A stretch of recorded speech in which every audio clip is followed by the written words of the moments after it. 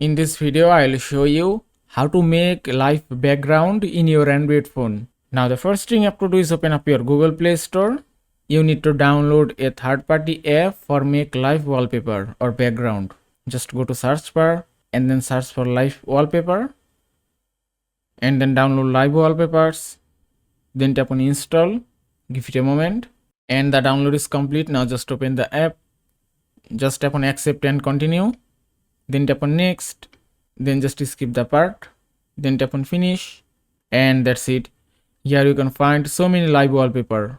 So if you want to set this live wallpaper, just tap here, make sure that you have internet connection, then just tap on set. Now you can get two options to set wallpaper. One is get pro mode and another is watch ad. If you don't have pro mode, then just tap on watch ad. Now you have to watch some ads to set wallpaper, so just give it a moment.